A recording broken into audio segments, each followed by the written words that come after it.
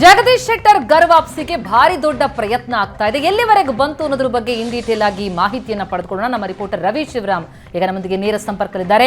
ರವಿ, ಶೆಟ್ಟರ್ ಗರ್ವಾಪ್ಸಿ ಆಗುತ್ತೆ ಅನ್ನುವಂತಹ ಬ್ರೇಕಿಂಗ್ ಸುದ್ದಿಯನ್ನ ಮೊದಲಿಗೆ ಜನರ ಎದುರಿಗೆ ಇಟ್ಟದ್ದೇ ಏಷ್ಯಾನೆಟ್ ಸುವರ್ಣ ನ್ಯೂಸ್. ಈಗ ಅದರ ಬೆಳವಣಿಗೆಗಳು ಬಹಳ ಮುಂದಿನ ಹಂತಕ್ಕೆ ಹೋಗಿ ತಲುಪಿದೆ.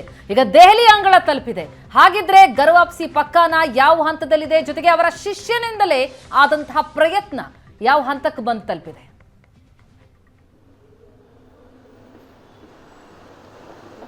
ಪ್ರತಿಮಾ, ಜಗದೀಶ್ ಶೆಟ್ಟರ್ ಕಳೆದ ವಿಧಾನಸಭಾ ಚುನಾವಣೆಯಲ್ಲಿ ಕಾಂಗ್ರೆಸ್ಗೆ ಸೇರಿದ ಎಲ್ಲರೂ ಕೂಡ ಗೊತ್ತೇ ಇದೆ. ಆದರೆ ಸೇರಿದ ಬಳಿಕ ಅವರು ಚುನಾವಣೆಯಲ್ಲಿ ಸೋಲನ್ನು ಕಂಡರು. ಪರಿಷತ್ನ ಸದಸ್ಯರನ್ನಾಗಿ ಕಾಂಗ್ರೆಸ್ ಪಕ್ಷ ಅವರನ್ನು ನೇಮಕ ಮಾಡಿತು. ಆದರೆ ಈಗ ಲೋಕಸಭಾ ಚುನಾವಣೆ ಹತ್ರ ಬರ್ತಾ ಇದೆ. ಈ ಸಂದರ್ಭದಲ್ಲಿ ಜಗದೀಶ್ ಶೆಟ್ಟರ್ ಮರಳಿ ಬಿಜೆಪಿಗೆ ಬರ್ತಾರೆ ಎನ್ನುವಂಥ ಚರ್ಚೆಗಳು ಆಗಾಗ ಆಗ್ತಾ ಇದ್ವು.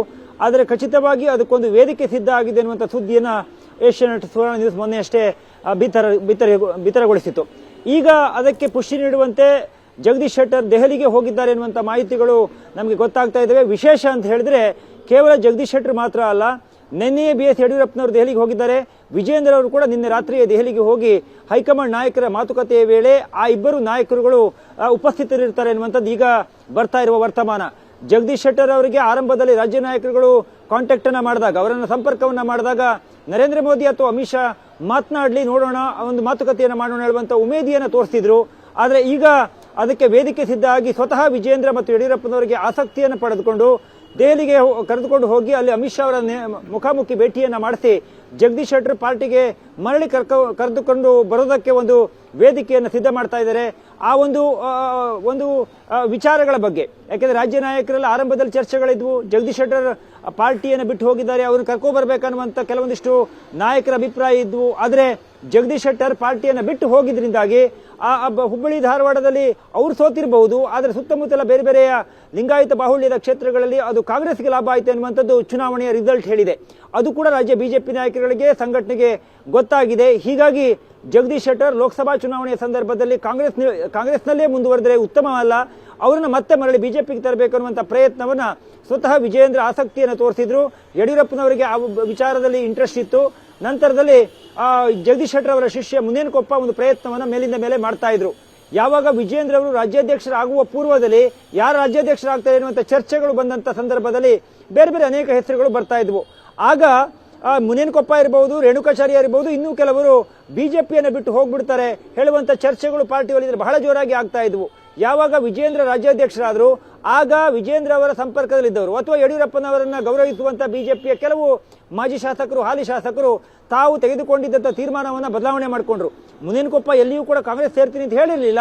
ಆದ್ರೆ ಜಗದೀಶ್ ಶೆಟ್ಟರ್ ಹೇಳ್ತಾ ಇದ್ರು, ಮುನೇನಕೊಪ್ಪರನ್ನು ನಾನೇ ಕರ್ಕೊಂಡು ಬರ್ತೀನಿ ಕಾಂಗ್ರೆಸ್ ಹೇಳುವಂತ ಮಾತುಗಳನ್ನು ಹೇಳ್ತಾ ಇದ್ರು. ಪರಿಸ್ಥಿತಿ ಬದಲಾಗಿದೆ, ವಿಜೇಂದ್ರ ರಾಜ್ಯಾಧ್ಯಕ್ಷರಾಗಿ ಆಯ್ಕೆಯಾಗಿದ್ದಾರೆ. ಹಾಗಾಗಿ ಈ ಹಿಂದೆ ಆಗಿರುವಂತಹ ತಪ್ಪುಗಳು, ವಿಧಾನಸಭಾ ಚುನಾವಣೆಯಲ್ಲಿ ತೆಗೆದುಕೊಂಡಂತ ಅನೇಕ ನಿರ್ಣಯಗಳು ಪಾರ್ಟಿಯ ಸೋಲಿಗೆ ಕಾರಣ ಆಯಿತು ಅನ್ನೋದನ್ನ ಮನಗಂಡಿರುವ ರಾಜ್ಯ ಬಿಜೆಪಿ ಈಗ ಬೇಸರಿಸಿಕೊಂಡು ಹೋದವರನ್ನ ಮತ್ತೆ ಕರೆದುಕೊಂಡು ಬರುವ, ಅದರಲ್ಲೂ ಪ್ರಮುಖವಾಗಿ ಜಗದೀಶ್ ಶೆಟ್ಟರ್ ಮಾಜಿ ಮುಖ್ಯಮಂತ್ರಿ ಆಗಿದ್ದವರು, ಬಿಜೆಪಿ ರಾಜ್ಯಾಧ್ಯಕ್ಷರ ಕೆಲಸವನ್ನ ಮಾಡಿದರೆ, ವಿಪಕ್ಷ ನಾಯಕರಾಗಿ ಅವರಿಗೆ ಅನುಭವ ಇದೆ. ಅಂತ ಒಬ್ಬ ದೊಡ್ಡ ಲೀಡರ್ ಅನ್ನ ನೀವು ಪಾರ್ಟಿ ಕಾಂಗ್ರೆಸ್ ಸೇರಿಸಿಕೊಂಡಾಗ ಅಲ್ಲಾದಂತ ಒಂದು ವಾತಾವರಣ ಬದಲಾಯಿತು, ಅಲ್ಲೊಂದು ಪರ್ಸೆಪ್ಷನ್ ಬಿಲ್ಡಪ್ ಆಯಿತು. ಬಿಜೆಪಿ ಲಿಂಗಾಯತರನ್ನ ಅವಮಾನಿಸಿದೆ ಅನ್ನುವಂತ ಒಂದು ಮೆಸೇಜ್ ಅನ್ನು ಕೂಡ ತಲುಪಿಸುವಲ್ಲಿ ಕಾಂಗ್ರೆಸ್ ಸಕ್ಸಸ್ ಅನ್ನ ಪಡ್ಕೊಳ್ತು. ಯಡಿಯೂರಪ್ಪನವರು ಮುಖ್ಯಮಂತ್ರಿ ಸ್ಥಾನದಿಂದ ಕೆಳಗಿಳಿಸಿದ್ರು, ಲಕ್ಷ್ಮಣ ಸವದಿ ಅವರಿಗೆ ಟಿಕೆಟ್ ಅನ್ನು ತಪ್ಪಿಸಲಾಯಿತು, ಜಗದೀಶ್ ಶೆಟ್ಟರ್ಗೆ ಟಿಕೆಟ್ ಅನ್ನು ಕೊಡುವಂತ ತೀರ್ಮಾನದಿಂದ ಹಿಂದಕ್ಕೆ ಸರಿದ್ರು. ಹೀಗಾಗಿ ಈ ಮೂರು ಪ್ರಮುಖ ವಿಚಾರಗಳು ಕಾಂಗ್ರೆಸ್ನ ಗೆಲುವಿನಲ್ಲಿಯೂ ಕೂಡ ಒಂದು ನಿರ್ಣಾಯಕವಾದ ಪಾತ್ರವನ್ನು ವಹಿಸಿದ್ವು ಎನ್ನುವಂಥದ್ದು ರಾಜ್ಯ ಬಿಜೆಪಿ ಮನಗಂಡಿದೆ. ಈ ಕಾರಣಕ್ಕೋಸ್ಕರ ಈಗ ವಿಜೇಂದ್ರ ಅವರು ರಾಜ್ಯಾಧ್ಯಕ್ಷರಾಗಿ ಆಯ್ಕೆ ಆಗ್ತಾ ಇದ್ದಂತೆ ಈಗ ಯಾರು ಪಾರ್ಟಿಯನ್ನು ಬಿಟ್ಟು ಹೋಗಿದ್ರು ಕೇವಲ ಜಗದೀಶ್ ಶೆಟ್ಟರ್, ಈಗ ಜಗದೀಶ್ ಶೆಟ್ಟರ್ ಹೆಸರು ಬಹಳ ಜೋರಾಗಿ ಚರ್ಚೆಯಲ್ಲಿದೆ. ಮತ್ತು ಬಹುಶಃ ಈಗಿನ ವಾತಾವರಣವನ್ನು ನೋಡ್ತಾ ಹೋದ್ರೆ ಅವರು ಪಾರ್ಟಿಯನ್ನು ಸೇರೋದು ಬಹುತೇಕ ಖಚಿತ. ಅದರ ಜೊತೆಗೆ ಚಿಕ್ಕನಗೌಡರು ಇರಬಹುದು, ಅದೇ ರೀತಿ ಕೆಲವರು ಪಾರ್ಟಿಯನ್ನು ಬಿಟ್ಟು ಹೋಗಬೇಕು ಅಂತ ಮನಸ್ಸನ್ನ ಮಾಡಿದವರು ಇರಬಹುದು, ಅವರೆಲ್ಲರನ್ನೂ ಕೂಡ ಕರೆದುಕೊಂಡು ಬರುವಂತ ಪ್ರಯತ್ನವನ್ನ ರಾಜ್ಯ ಬಿಜೆಪಿ ಮಾಡ್ತಾ ಇದೆ. ಅದರ ಭಾಗವಾಗಿ ಜಗದೀಶ್ ಶೆಟ್ಟರ್ ದೆಹಲಿಗೆ ಹೋಗಿರುವಂತದ್ದು, ಅಲ್ಲಿ ಯಡಿಯೂರಪ್ಪ, ವಿಜಯೇಂದ್ರ, ಅಮಿತ್ ಶಾ ಅವರ ಸಮ್ಮುಖದಲ್ಲಿ ಚರ್ಚೆಯನ್ನು ಮಾಡಿ ಪಾರ್ಟಿಗೆ ಯಾವಾಗ ಸೇರಬಹುದು ಎನ್ನುವಂಥದ್ದು ಅಂತಿಮವಾಗಿ ಒಂದು ನಿರ್ಣಯ ಆಗಬಹುದು ಎನ್ನುವಂತ ಮಾಹಿತಿಗಳು, ಸೂಚನೆಗಳು ಸಿಗ್ತಾ ಇದ್ದಾವೆ. ಪ್ರತಿಮಾ, ರವಿ, ಅಂದ್ರೆ ರಾಜ್ಯ ನಾಯಕರಿಂದ ಒಂದು ಸುತ್ತಿನ ಮಾತುಕತೆ ಆಗಿದೆ ಅನ್ನುವಂಥ ಮಾಹಿತಿಗಳೇನು ಸಿಗ್ತಾ ಇದೆ? ಯಾವ ರೀತಿಯಾದಂತಹ ಮಾತುಕತೆ ಆಗಿದೆ? ಅಂದ್ರೆ ಪಾಸಿಟಿವ್ ಇದೆಯಂತ ಶೆಟ್ಟರ್ ಕಡೆಗಿಂದ, ಹಾಗಾಗಿ ಇದು ಮುಂದುವರೆದು ದೆಹಲಿಯನ್ನ ತಲುಪಿರುವಂತದ್ದ? ಯಾವ ರೀತಿಯಲ್ಲಿ ಅವರು ಏನು ಅಸಮಾಧಾನಗೊಂಡಿದ್ದಾರೆ, ತನಗೆ ಅವಮಾನ ಆಗಿದೆ ಅನ್ನುವಂಥ ಮನಸ್ಥಿತಿಯಲ್ಲಿದ್ದಾರೆ, ಹಾಗಾಗಿ ಅದನ್ನು ಸರಿಪಡಿಸುವಂತ ಪ್ರಯತ್ನಗಳನ್ನ ಹೇಗೆ ಮಾಡಲಾಗ್ತಾ ಇದೆ ಅಂತ ಏನು ಡೀಟೇಲ್ಸ್ಗಳು ಸಿಗ್ತಾ ಇದೆ?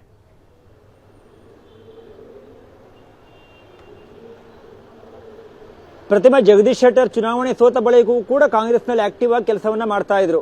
ಅದು ಕೆಲವೊಂದಿಷ್ಟು ಸ್ಥಳೀಯ ಲೀಡರ್ಗಳನ್ನ ಕಾಂಗ್ರೆಸ್ ಸೇರಿಸುವಂತ ಪ್ರಯತ್ನವನ್ನ ಮಾಡಿದ್ರು. ಅವರಿಗೆ ಪರಿಷತ್ಗೆ ಅವಕಾಶವನ್ನ ಕಾಂಗ್ರೆಸ್ ಮಾಡಿಕೊಡ್ತು. ಅದಾದ ಬಳಿಕ ಅವರ ಶಿಷ್ಯಂದಿರುವಂತ ಕರೆಸಿಕೊಳ್ಳುವ ಅಥವಾ ಅವರಿಗೆ ಆಪ್ತರು ಅಂತ ಅನಿಸಿಕೊಂಡಿರುವ ಕೆಲವು ನಾಯಕರುಗಳು ಬಿಜೆಪಿಯಲ್ಲಿ ಶೆಟ್ಟರ್ ಹೋಗಿದ್ದರ ಬಗ್ಗೆ ಬೇಸರ ಇತ್ತು. ಅವರಿಗೆ ಟಿಕೆಟ್ ಅನ್ನು ತಪ್ಪಿಸಿದ್ದು ಹೈಕಮಾಂಡ್ ಆಗಿದ್ರು ಕೂಡ ತಪ್ಪಿಸಿದ ರೀತಿಯ ಬಗ್ಗೆ ಒಂದಿಷ್ಟು ಬೇಸರ ಸ್ವತಃ ಸಂಘಕ್ಕೂ ಇತ್ತು, ರಾಜ್ಯ ಬಿಜೆಪಿ ನಾಯಕರಿಗೂ ಇತ್ತು. ಮತ್ತು ಈ ಬೇಸ್ ಯಡಿಯೂರಪ್ಪನವರಿಗೂ ಕೂಡ ಶೆಟ್ಟರ್ಗೆ ಟಿಕೆಟ್ ಅನ್ನು ಕೊಡಿ ಅನ್ನುವಂತ ಮಾತನ್ನು ದೆಹಲಿಯಲ್ಲಿ ಹೇಳಿ ಬಂದಿದ್ರು. ಆದರೆ ನಿರ್ಣಯಗಳು ಬೇರೆ ಆಗಿದ್ವು. ಹೀಗಾಗಿ ರಿಸಲ್ಟ್ ಕೂಡ ಬದಲಾಯಿತು. ಈಗ ಜಗದೀಶ್ ಶೆಟ್ಟರ್ ಅನ್ನ ಕರ್ಕೊಂಡು ಬರಬೇಕು ಅನ್ನುವಂತ ಪ್ರಯತ್ನವನ್ನು ರಾಜ್ಯ ನಾಯಕರುಗಳು ಮಾಡ್ತಾ ಇದ್ರು. ಅದು ವಿಜೇಂದ್ರ ಅವರ ಆದಿಯಾಗಿ ಕೇಂದ್ರದ ಮಂತ್ರಿ ಆಗಿರುವಂತಹ ಪ್ರಹ್ಲಾದ್ ಜೋಶಿ ಅವರಿಗೆ, ಅದು ಹುಬ್ಬಳ್ಳಿ ಧಾರವಾಡದಲ್ಲಿ ಸ್ಪರ್ಧೆಯನ್ನು ಮಾಡುವ ಪ್ರಹ್ಲಾದ್ ಜೋಶಿ ಅವರು ಅಲ್ಲಿ ಲಿಂಗಾಯತ ಬಾಹುಳ್ಯದ ಕ್ಷೇತ್ರ. ಹಾಗಂತೇಳಿ ಪ್ರಹ್ಲಾದ್ ಜೋಶಿ ಅವರಿಗೆ ರಿಸಲ್ಟ್ ಉಲ್ಟಾ ಪಲ್ಟಾ ಆಗ್ಬಿಡುತ್ತೆ ಅನ್ನುವಂತ ಕಾರಣ ಅಂತಲ್ಲ. ಆದ್ರೆ ಯಾಕಾಗಿ ಸುಮ್ಮನೆ ರಿಸ್ಕ್ ಅನ್ನು ತೆಗೆದುಕೊಳ್ಳೋಣ. ಜಗದೀಶ್ ಶೆಟ್ಟರ್ ಇರುವಂತ ಸಂದರ್ಭದಲ್ಲಿ ಅವರು ಸಂಸದರಾಗಿ ಕೇಂದ್ರ ಮಂತ್ರಿಯಾಗಿ ಒಂದು ಅರ್ಥದಲ್ಲಿ ಜಗದೀಶ್ ಶೆಟ್ಟರ್ ಅವರೇ ಪ್ರಹ್ಲಾದ್ ಜೋಶಿ ಅವರ ಚುನಾವಣೆಗೆ ಓಡಾಟವನ್ನ ಮಾಡಿ ಪರಸ್ಪರ ಸಹಕಾರದ ಭಾವನೆಗಳೊಂದಿಗೆ ಕೆಲಸವನ್ನ ಮಾಡ್ತಾ ಇದ್ರು. ಆದ್ರೆ ಈ ಬಾರಿ ಲೋಕಸಭಾ ಚುನಾವಣೆಗೆ ಬಿಜೆಪಿ 400 ಟಾರ್ಗೆಟ್ ಅನ್ನು ಇಟ್ಟುಕೊಂಡಿದೆ. ಈಗ ಈ ಒಂದು ಲಿಂಗಾಯತ ಸಮುದಾಯದ ಪ್ರಮುಖ ಮತಗಳಿರುವಂತಹ ಕ್ಷೇತ್ರಗಳಲ್ಲಿ ಪ್ರಮುಖ ನಾಯಕರೆನಿಸಿಕೊಂಡವರೇ ಕಾಂಗ್ರೆಸ್ಗೆ ಹೋಗಿ ನಿಂತಾಗ, ಅಥವಾ ಸಿದ್ದರಾಮಯ್ಯನವರು ಹೇಳುವ ಪ್ರಕಾರ ಜಗದೀಶ್ ಶೆಟ್ಟರ್ ಅವರು ಕೂಡ ಹುಬ್ಬಳ್ಳಿ ಧಾರವಾಡದಲ್ಲಿ ಅಭ್ಯರ್ಥಿಗಳಾಗುವಂತ ಸಾಧ್ಯತೆ ಇದೆ ಹೇಳುವಂತ ಮಾತುಗಳನ್ನ ಮಾಧ್ಯಮಗಳಿಗೆ ಬಹಿರಂಗವಾಗಿ ಹೇಳಿದ್ದಾರೆ. ಹೀಗಾಗಿ ಆ ರೀತಿಯ ಒಂದು ರಿಸ್ಕ್ಗಳಾದಾಗ ಒಂದಿಷ್ಟು ಹೆಚ್ಚಿನ ಶ್ರಮವನ್ನು ಹಾಕುವ ಬದಲು ಸ್ವತಃ ಜಗದೀಶ್ ಶೆಟ್ಟರ್ ಅವರೇ ಪಾರ್ಟಿಯಲ್ಲಿ ಇದ್ರು, ಅವರನ್ನು ಮತ್ತೊಮ್ಮೆ ಕರೆದುಕೊಂಡು ಬರಬೇಕು ಅಂತ ಒಂದು ಮನಸ್ಸು ಕೂಡ ಪ್ರಹ್ಲಾದ್ ಜೋಶಿ ಅವರ ಅನಿಸಿದೆ. ಹಾಗಾಗಿ ಪ್ರಹ್ಲಾದ್ ಜೋಶಿ ಅವರು ವಿಜೇಂದ್ರ ಅವರು ಒಂದು ಚರ್ಚೆಯನ್ನ ಮಾಡಿ ಆರಂಭದಲ್ಲಿ ಜಗದೀಶ್ ಶೆಟ್ಟರ್ ಅವರ ಗಮನಕ್ಕೆ ಕೂಡ ವಿಚಾರವನ್ನು ತೆಗೆದುಕೊಂಡು ಹೋಗಿದ್ರು. ಆದ್ರೆ ಜಗದೀಶ್ ಶೆಟ್ಟರ್ ಅವರು ಹೇಳಿದ್ದು ನರೇಂದ್ರ ಮೋದಿ ಅಥವಾ ಅಮಿತ್ ಶಾ ಅವರ ಸಮ್ಮುಖದಲ್ಲಿ ಮಾತುಕತೆ ಆಗಲಿ ನೋಡೋಣ, ಅಂದ್ರೆ ಪಾರ್ಟಿಗೆ ಬಂದ್ರೆ ಬರೋಣ ಆಳುವಂತ ಮನಸ್ಸನ್ನ ಕೂಡ ಜಗದೀಶ್ ಶೆಟ್ಟರ್ ಅವರು ಸ್ಥಳೀಯ ನಾಯಕರ ಅಥವಾ ರಾಜ್ಯ ನಾಯಕರುಗಳ ಗಮನಕ್ಕೆ ತಂದಿದ್ರು. ಈ ಕಾರಣಕ್ಕಾಗಿಯೇ ಜಗದೀಶ್ ಶೆಟ್ಟರ್ ಅವರನ್ನ ಈಗ ದೆಹಲಿಗೆ ಕರೆದುಕೊಂಡು ಹೋಗಿ ಅಲ್ಲಿ ಅಮಿತ್ ಶಾ ಅವರು ಮತ್ತು ನರೇಂದ್ರ ಮೋದಿ ಅವರನ್ನ ಭೇಟಿ ಮಾಡಿಸುವಂತ ಪ್ರಯತ್ನವನ್ನ ಮಾಡ್ತಾ ಇದ್ದಾರೆ. ಒಂದು ಮೂಲಗಳ ಮಾಹಿತಿಯ ಪ್ರಕಾರ ಮೊನ್ನೆ ನರೇಂದ್ರ ಮೋದಿ ಅವರು ರಾಜ್ಯಕ್ಕೆ ಬಂದಂತ ಸಂದರ್ಭದಲ್ಲಿಯೇ ಅವರನ್ನ ಜಗದೀಶ್ ಶೆಟ್ಟರ್ ಅವರನ್ನ ಭೇಟಿ ಮಾಡಿಸಬೇಕು ಅನ್ನುವಂತ ಪ್ರಯತ್ನವನ್ನು ಕೂಡ ಮಾಡಿದ್ರು ಎನ್ನುವಂಥದ್ದು ಮಾಹಿತಿ.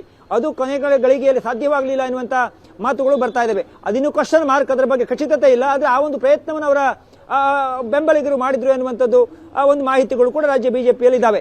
ಈಗ ಬಿಜೆಪಿಯಲ್ಲಿ ಇರುವಂತದ್ದೇನು, ಜಗದೀಶ್ ಶೆಟ್ಟರ್ ಅವರನ್ನ ಮತ್ತೆ ಕರೆದುಕೊಂಡು ಬರಬೇಕು. ಯಾರು ಪಾರ್ಟಿಯನ್ನು ಬಿಟ್ಟು ಹೋಗಿದ್ದಾರೆ, ಯಾವ ಸಮುದಾಯದ ಪ್ರಮುಖ ನಾಯಕರುಗಳು ಪಾರ್ಟಿಯನ್ನು ಬಿಟ್ಟು ಹೋಗಿದ್ದಾರೆ ಅಥವಾ ಯಾರು ಬೇಸರ ಮಾಡ್ಕೊಂಡಿದ್ದಾರೆ, ಅವರೆಲ್ಲರನ್ನೂ ಕೂಡ ಮತ್ತೆ ಜೋಡಿಸುವ ಮತ್ತು ಲೋಕಸಭಾ ಚುನಾವಣೆಗೆ ತಯಾರಿಯನ್ನು ಮಾಡಿಕೊಳ್ಳುವ ಪ್ರಯತ್ನವನ್ನ ರಾಜ್ಯ ಬಿಜೆಪಿ ಮಾಡ್ತಾ ಇದೆ. ಬಹಳ ಇಂಟ್ರೆಸ್ಟಿಂಗ್ ಅಂತ ಹೇಳಿದ್ರೆ, ಜಗದೀಶ್ ಶೆಟ್ಟರ್ ಅವರು ಕಾಂಗ್ರೆಸ್ಗೆ ಹೋದಂತ ಸಂದರ್ಭದಲ್ಲಿ ಯಡಿಯೂರಪ್ಪನವರು ಇರಬಹುದು ಅಥವಾ ರಾಜ್ಯ ನಾಯಕರು ಒಂದಿಷ್ಟು ವಾಗ್ದಾಳಿಯನ್ನ ಮಾಡಿದ್ರು. ಇನ್ನೂ ಕೂಡ ನಿನ್ನೆ ಅಶೋಕ್ ಅವರು ಕೂಡ ವ್ಯಂಗ್ಯವನ್ನ ಮಾಡ್ತಾ ಇದ್ರು. ಬಸವರಾಜ ಬೊಮ್ಮಾಯಿ ಅವರಿಗೆ ಕೇಳಿದಾಗ ಇಲ್ಲ ಹೈಕಮಾಂಡ್ ತೀರ್ಮಾನವನ್ನ ಮಾಡ್ತಿರುವಂತ ಮಾತುಗಳನ್ನು ಹೇಳ್ತಾ ಇದ್ರು. ಕೆಲವು ನಾಯಕರುಗಳಿಗೆ ಈಗಲೂ ಕೂಡ ಶೆಟ್ಟರ್ ಯಾಕೆ ಬರಬೇಕು ಅನ್ನುವಂತ ಮಾತುಗಳಿದಾವೆ.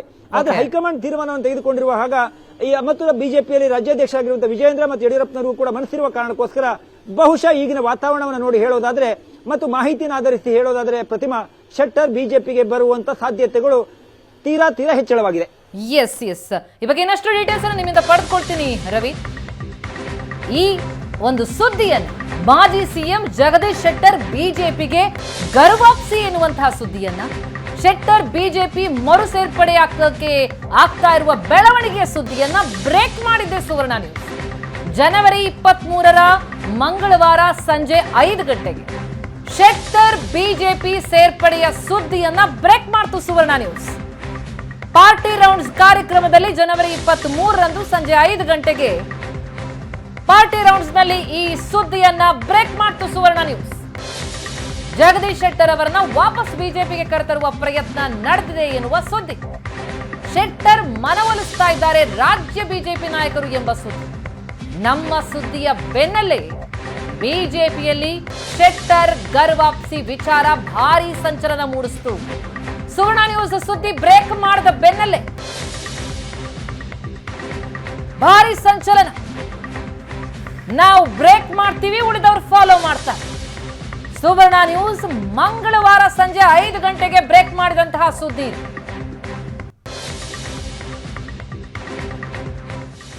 ಲೋಕಸಭಾ ಚುನಾವಣೆಗೆ ಇನ್ನು 3 ತಿಂಗಳ ಬಾಕಿ ಇದೆ. ಈ ಸಂದರ್ಭದಲ್ಲಿ ಈ ಸಲ ಚುನಾವಣೆಗಳಲ್ಲಿ ಟಾಕಿಂಗ್ ಪಾಯಿಂಟ್ ಆಗಬಹುದಾದ ಸುದ್ದಿಯೊಂದನ್ನ ಏಷ್ಯಾನೆಟ್ ಸುವರ್ಣ ನ್ಯೂಸ್ ಬ್ರೇಕ್ ಮಾಡ್ತಾ ಇದೆ. ಏಷ್ಯಾನೆಟ್ ಸುವರ್ಣ ನ್ಯೂಸ್ ಎಲೆಕ್ಷನ್ ಹೆಡ್ ಕ್ವಾರ್ಟರ್ಸ್ ನಾವು ಬ್ರೇಕ್ ಮಾಡುವ ರಾಜಕೀಯ ಸುದ್ದಿಗಳು ಸಂಚಲನವನ್ನು ಸೃಷ್ಟಿಸ್ತಿರ್ತವೆ.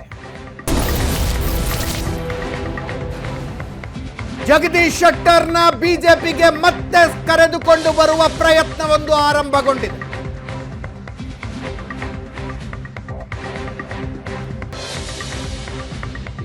ಈ ಪ್ರಯತ್ನವನ್ನು ಆರಂಭಿಸೋದಕ್ಕೆ ಬಿಜೆಪಿ ಹೈಕಮಾಂಡ್ ಗ್ರೀನ್ ಸಿಗ್ನಲ್ ಕೊಟ್ಟಿದೆ.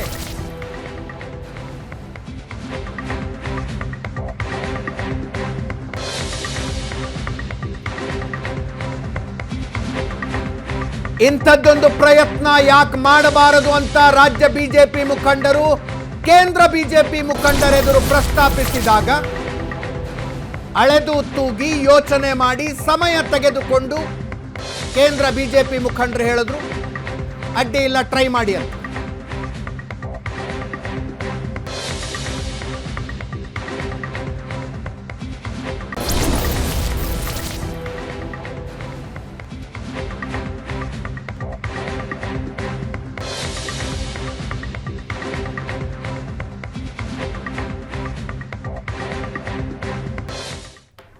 ಎಸ್, ಈ ರೀತಿ ಜನವರಿ 23 ಮಂಗಳವಾರ ಸಂಜೆ 5 ಗಂಟೆಗೆ ಪಾರ್ಟಿ ರೌಂಡ್ಸ್ ಕಾರ್ಯಕ್ರಮದಲ್ಲಿ ಬ್ರೇಕ್ ಮಾಡಿದಂತಹ ಸುದ್ದಿ ಇದು. ಜಗದೀಶ್ ಶೆಟ್ಟರ್ ಗರ್ವಾಪ್ಸಿ ಆಗ್ತಾರೆ, ಆ ನಿಟ್ಟಿನಲ್ಲಿ ರಾಜ್ಯ ನಾಯಕರಿಂದ ಪ್ರಯತ್ನ ಆಗ್ತಾ ಇದೆ ಎನ್ನುವಂತಹ ಸುದ್ದಿಯನ್ನ ಮೊದಲು ಬ್ರೇಕ್ ಮಾಡಿದ್ದೆ ಏಷ್ಯಾನೆಟ್ ಸುವರ್ಣ ನ್ಯೂಸ್. ಸುವರ್ಣ ನ್ಯೂಸ್ ಬ್ರೇಕ್ ಮಾಡ್ತಾ ಇದ್ದಂತೆ ಈ ಸುದ್ದಿಯನ್ನ ಉಳಿದವರು ಫಾಲೋ ಮಾಡ್ತಾ ಇದ್ದಾರೆ. ಇವತ್ತಿನ ಬೆಳವಣಿಗೆ ಏನಂದ್ರೆ, ದೆಹಲಿಯಲ್ಲಿ ರಾಜ್ಯ ನಾಯಕರಿಂದ ಒಂದು ಕಡೆ ಮಾತುಕತೆಯಾಗಿದೆ. ಈಗ ಅವರನ್ನ ದೆಹಲಿಗೆ ಕರ್ಕೊಂಡು ಹೋಗಲಾಗಿದೆ. ಅಲ್ಲಿ ವೇದಿಕೆ ಸಿದ್ಧ ಆಗಿದೆ. ಅಮಿತ್ ಶಾ ಅವರನ್ನ ಭೇಟಿ ಮಾಡಿಸಿ ಅಮಿತ್ ಶಾ ಜೊತೆಗೆ ಮಾತುಕತೆಯನ್ನ ನಡೆಸೋದಕ್ಕೆ ಈಗ ಜಗದೀಶ್ ಶೆಟ್ಟರ್ ಅವರ ಶಿಷ್ಯ, ಅವರ ಆಪ್ತ ಶಂಕರ್ ಪಾಟೀಲ್ ಮುನೇನಕೊಪ್ಪ ಅವರೇ ಪ್ರಯತ್ನ ಪಟ್ಟು ಅವರೇ ವೇದಿಕೆಯನ್ನು ಸಿದ್ಧ ಮಾಡಿ ಅವರೇ ಈಗ ದೆಹಲಿಗೆ ಅವರನ್ನ ಕರ್ಕೊಂಡು ಹೋಗಿದ್ದಾರೆ. ಅಲ್ಲೇ ವಿಜೇಂದ್ರ ಅವರು ಕೂಡ ಇದ್ದಾರೆ, ಅಲ್ಲೇ ಯಡಿಯೂರಪ್ಪ ಅವರು ಕೂಡ ಇದ್ದಾರೆ, ಪ್ರಹ್ಲಾದ್ ಜೋಶಿ ಅವರು ಕೂಡ ಇದ್ದಾರೆ. ಒಟ್ಟಾರೆಯಾಗಿ ಜಗದೀಶ್ ಶೆಟ್ಟರ್ ಅವರನ್ನ ವಾಪಸ್ ಬಿಜೆಪಿಗೆ ಕರೆತರುವಂತಹ ಪ್ರಯತ್ನ ಬಿರುಸಿನಿಂದ ಆಗ್ತಾ ಇದೆ. ಹಾಗಿದ್ರೆ ಯಾವ ರೀತಿಯಲ್ಲಿ ಅವರನ್ನ ಮನವೊಲಿಕೆ ಮಾಡುವಂತಹ ಪ್ರಯತ್ನಗಳಾಗ್ತವೆ ಅನ್ನೋದರ ಇಂಚಿಂಚು ಡೀಟೇಲ್ಸ್ ಅನ್ನ ಸುವರ್ಣ ನ್ಯೂಸ್ ನೀಡ್ತಲೇ ಹೋಗುತ್ತೆ.